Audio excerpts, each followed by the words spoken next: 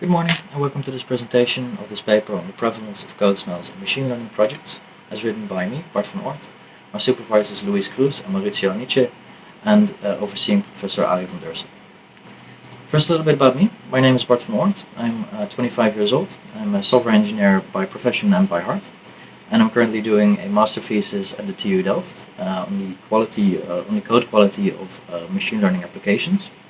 And I'm doing this in collaboration with the AI for FinTech Research Lab from ING. This is a 5-year collaboration between ING, the global Dutch bank, and TU Delft. And we have researchers, PhDs, postdocs, master students in all areas of AI, and also in data analytics, software analytics, and all in the context of financial technology. Now, I'll first be giving you a little bit of an introduction on this paper. I'll talk you through the methodology that we used, the results that we received, the implications that we found for practitioners and researchers, the threats to validity, and finally some closing remarks. So let's get into it. We did an empirical study on the prevalence of code smells in 74 machine learning projects as written in Python. It's important to define what code smells really are. So we define code smells as potential defects in the code, refactoring opportunities, and coding standard violations. And these code smells have been shown in research to affect several aspects, namely maintainability primarily, but also understandability and complexity of the code, so how easy it is to read through the code and still understand it. But as we show, it will also affects reproducibility. Now, we did this study in order to get some more insight into how many code smells exist in machine learning projects. And to that end, our research question is as follows: what are the most prevalent code smells in machine learning code? Now, to answer this question, our methodology consists of 3 stages. These stages are project selection, setting up the code bases, and static analysis. So, starting with the first one, project selection, we had several selection criteria for the projects that we employed. First of all, they have to be hosted in a Git repository and they have to be open source. They have to also be written in Python 3, because Pylint only supports analyzing Python 3 projects. They have to contain pure Python code, also because Pylint mainly supports directly analyzing pure Python code. They have to be applications of machine learning and AI. And now, why is that? Specifically, we are not interested in analyzing libraries for machine learning or AI. We are rather interested in analyzing applications of which the primary functionality is fulfilled with machine learning or AI techniques. Finally, we wanted the projects to be deliverable. And now this is quite a fuzzy definition, of course. So we tried to define this as having been submitted to a Kaggle competition, paperswithcode.com, or reproducepapers.org. And the idea of this selection criterion is to filter out any toy projects or unfinished projects. Now, next step is setting up the code bases, and that basically consists of performing a git clone and installing the project's dependencies. And you might ask, why would we do this? Well, there's a couple of rules in Pylint that check whether libraries are properly being used.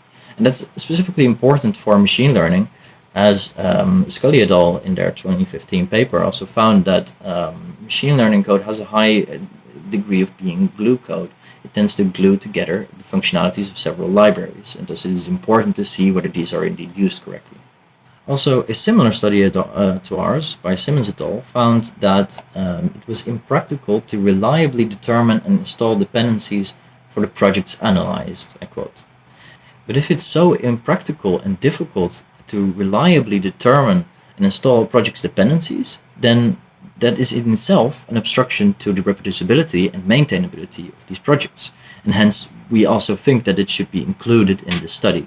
And spoiler alert, this was not very trivial, but more about that later. Next step, static analysis. In this step, we simply run Pylint in its default configuration, and we collect and count all the messages that it reports.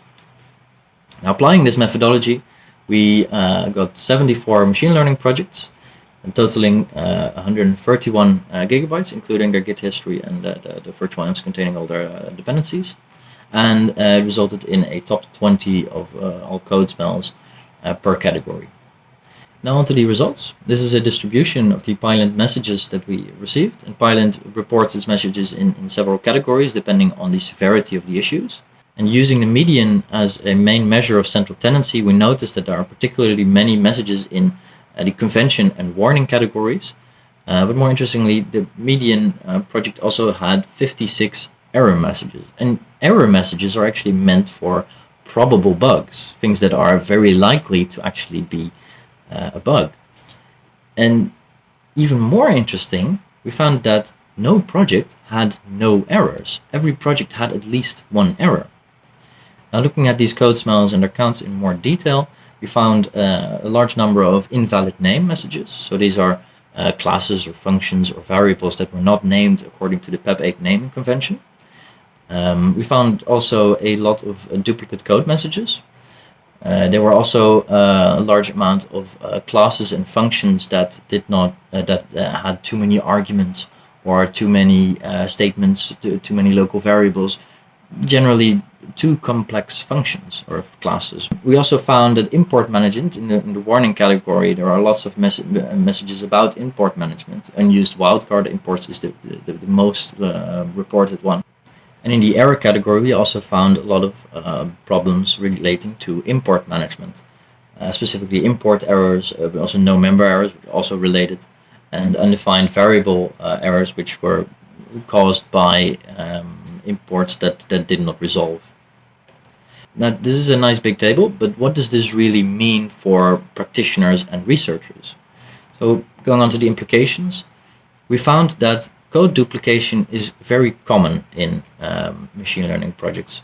We found a number of projects that were copy-pasting experiments. So they had one big script where they performed an experiment and copy-pasted that a couple of times, and made some small changes to them to just try different variations of a specific experiment. This copy-pasting of experimenting kind of aligns with Scully et al.'s observation of experimental code paths remaining in the repository or in the code. Next, we found that PEP8 may not be necessarily applicable to machine learning. And Simmons et al. Also conjecture that this might be because machine learning is inherently quite mathematical. So it makes sense then that the code for machine learning also has this resemblance to mathematical notation. And finally, we found that Pylint fails to reliably check import statements.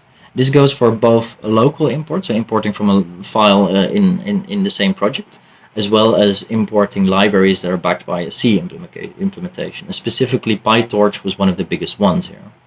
Now, coming back to installing those dependencies, we found that there is bad dependency management in these Python machine learning projects, as 32 out of 74 projects had an invalid requirements file, i.e. the dependencies could not be installed without any changes to the project's repository or files within the project's repository. Now, a large part of these invalid requirements files were requirements.txt files that were generated with pip freeze. To clarify, pip freeze finds all libraries that are installed in your current Python environment. And generally, this is then piped directly into a requirements.txt file. But this pip freeze command also includes any indirect dependencies, any dependencies installed from God knows where, but not PyPy, perhaps, and also dependencies that may be used for other projects you installed for other projects, but are not necessarily being used in this project per se. This is especially bad when not using a virtual environment. So pip freeze creates these requirements.txt files that are difficult to maintain. With all of these indirect dependencies, it's very difficult to still find which ones can be updated and which one cannot be updated. There's a potential to also include unresolvable dependencies, those dependencies from other package repositories than PyPy. And it has the potential to include unrelated dependencies. We even found some projects that included, YouTube downloader, even though they did not do anything with video analysis, or even OS level Python dependencies such as Python apt and AppArmor. Now, these bad dependency management practices pose a major threat to the reproducibility and maintainability of machine learning projects. And they are also an extra obstacle towards the adoption of CI for machine learning projects. Now, our research is obviously not perfect. We realize that. And regarding the validity of our data set, we only used open source projects. But in order to be more representative of the real world state of machine learning projects, this data set should either be expanded to also include closed source projects from industry partners. But we could also compare the results from open source projects to industry projects and see how they compare. Are there more or code smells more or less prevalent in open source projects than in industry projects, or vice versa? Furthermore, we also did not analyze Jupyter notebooks. As I said earlier, we only analyzed pure Python files instead of Jupyter notebooks. And while it is possible to extract Python code from Jupyter notebooks, there are a couple of pilot rules that would not make sense on code that is extracted from Jupyter notebooks. And we did not want to use two different measuring sticks for the same project. Now, another issue is the validity of PyLint itself. Linting in Python is notoriously difficult, mainly because of the untyped nature of Python. And PyLint also has a number of bugs that either cause it to produce false positives or false negatives, as we have also seen regarding these import errors. And we hope that this sheds some light on the prevalence of code smells in machine learning projects, as well as making us more aware of project level smells in machine learning projects, such as bad dependency management. Thank you for listening, and I wish you all a good day.